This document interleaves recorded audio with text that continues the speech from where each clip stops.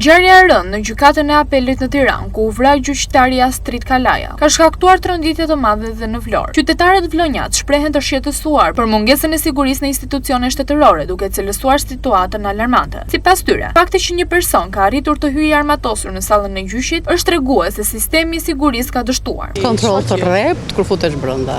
Aty vete në një dyqan e thot ri, lëre çantën atje, thot marketi. Lëre aty çantën, thot, mos vjedhi një gjë atje. Kontroll. Duhet pyetur Edi Ramën. A jemi të sigurt në sistem? Po, të sigurt për Edi Ramën po. Ai është një nga institucionet më të rëndësishme. Dhe ndodhin ngjarje të tilla kriminale. Mboj e di edhe dëgjova, uje i dhërova, po të shtet kemi, se zbriteshin më para. Unë jam 70 vjeç dhe nuk di që këtë ndodhur një gjë e tillë. Në këtë sistem, fjala para ka zësor fjalën vlla, jo më tjetër. Do më shkurtë se kaq. Sa të sigurt jemi ne?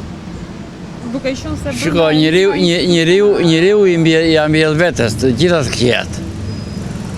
Është hakmarrje, nuk të duhet ta lër vetë njeriu në të hakmerren tjerët. Mos bëj për tjerët dëme. Siguria kryesore. Duhet t'i vësh se cili të prokurorë, se cili të gjyqtar dhe një ashtu bodyguard. Po t'i bëjsh të që themi. Kriminale është që dhe brenda në t'i vej në zyrë tjetëri. Duhet edhe kontrolluar, njerëzit me armët janë shëgjë, i ka populli armët. Që 97 në shpërthyer në deport edhe kanë, i morë ata që janë si thuash kriminale dhe njerëz që bëjnë këtë këqija. Prandaj duhet edhe shteti duhet të bëjë sa, duhet të ndryshoj ligjet për këto probleme.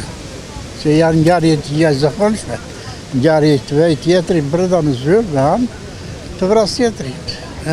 Të tjerët theksojnë se ngjarje të tilla rrisin frikën dhe pasigurinë për qytetarët. Për shumë vlonjat, vrasja e gjyqtarit Kalaja është jo vetëm një krim i rëndë, por dhe një sinjal alarmi për sistemin e drejtësisë në tërësi. Ata kërkojnë masa më të forta sigurie në gjykata, kontrolle më të rrepta dhe përgjegjësi konkrete për institucione përkatëse.